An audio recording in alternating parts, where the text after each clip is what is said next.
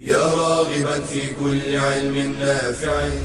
ينمو العلم ويتقدم بتقنياته ومجالاته، ومعه نطور أدواتنا في تقديم العلم الشرعي.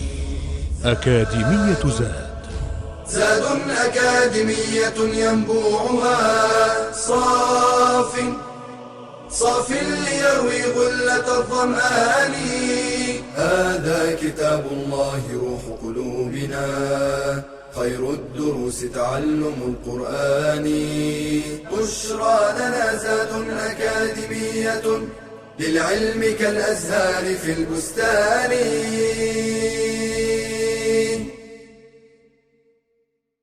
بسم الله الرحمن الرحيم. الحمد لله رب العالمين، وصلى الله وسلم وبارك على نبينا محمد وعلى آله وأصحابه والتابعين لهم بإحسان إلى يوم الدين.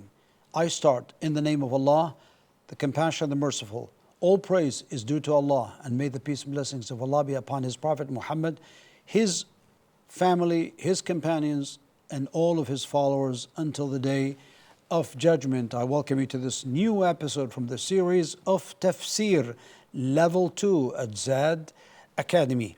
And we are now starting Surah Abasa,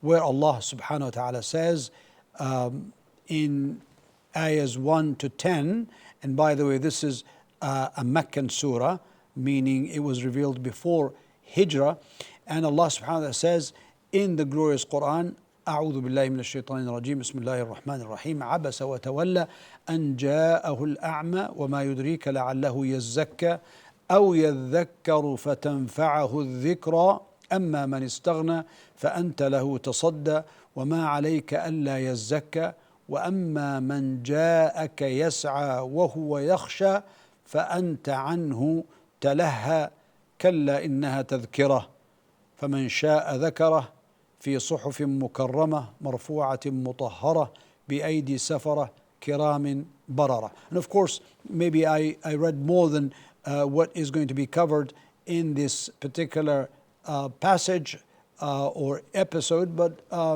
actually we'll come to it inshallah. As Allah says here from 1 to 10, he frowned and turned away because there came to him the blind man, interrupting. But what would make you perceive, O Muhammad, that perhaps he might be purified or be reminded, and the remembrance would benefit him. As for who thinks himself without need, to him you give attention, and not upon you is any blame if he will not be purified, but for he who came to you striving for knowledge while he fears Allah, from him you are distracted.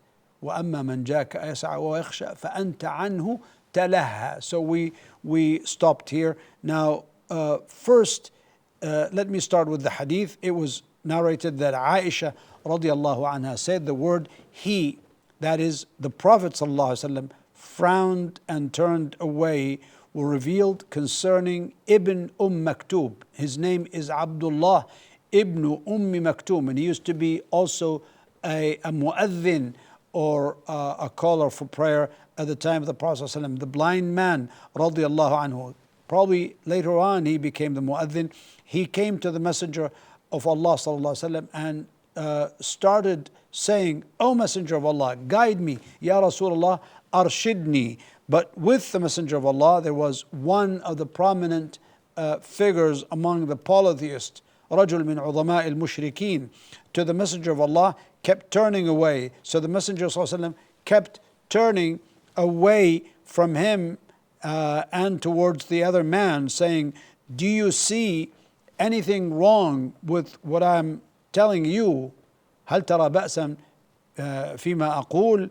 So he was trying to convince this man, the prominent man among the polytheists, and the other man kept saying no.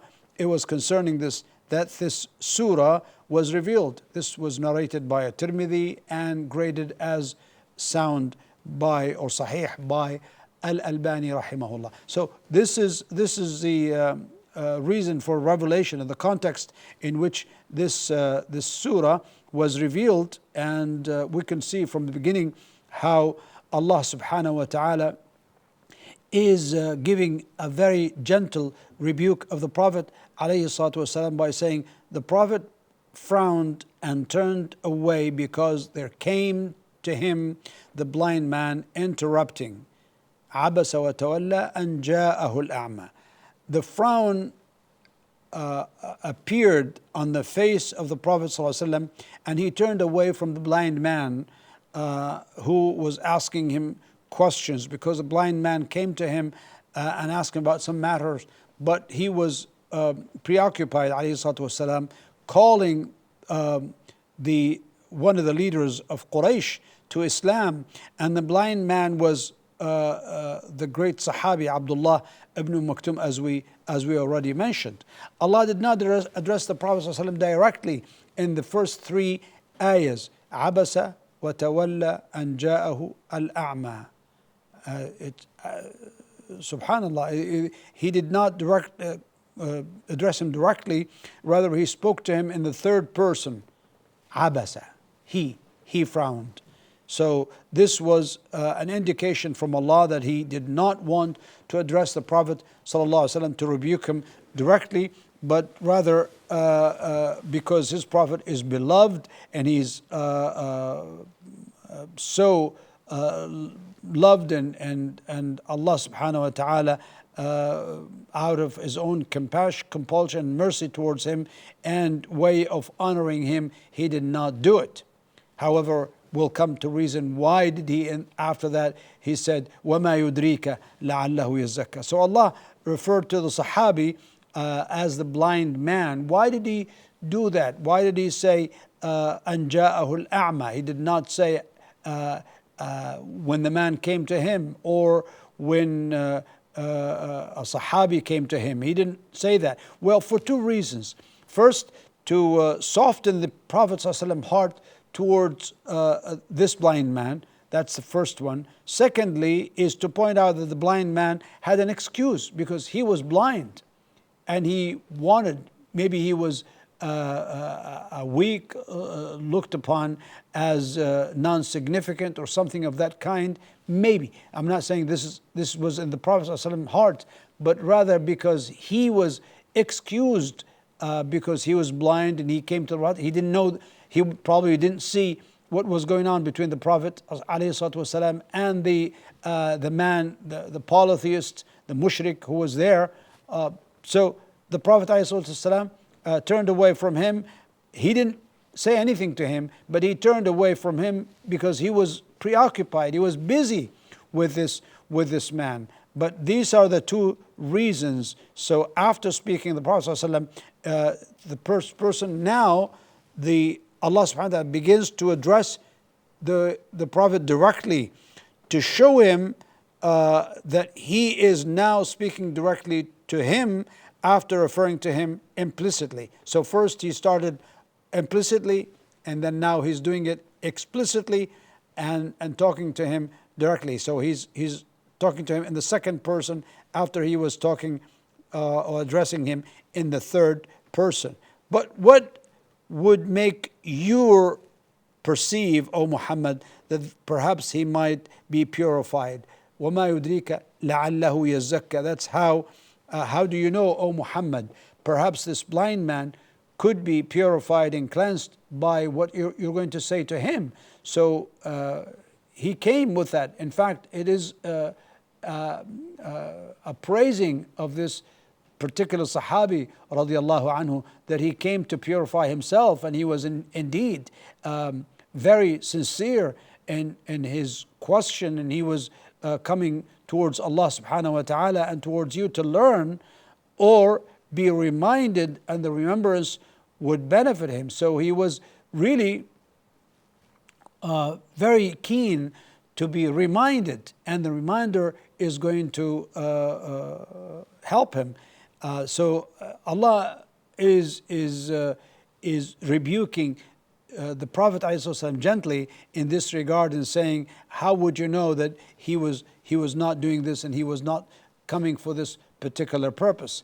Now, Allah says after that, and for he who thinks himself without need, أَمَّا مَنِ اسْتَغْنَى, to him you give attention, فَأَنْتَ لَهُ تَصَدَّى, that will you focus attention on seeking out someone who's not interested in your message and turning away from you, and not upon you is any blame if he will not be purified. وَمَا عَلَيْكَ أَلَّا يَزَّكَّى, so it will not harm you in any way that if he doesn't purify himself, because your job is actually to convey the message, not to guide, not to take people or to force them or to really be punished for not if they do not accept what you say. It's only your job is to deliver and to convey the message.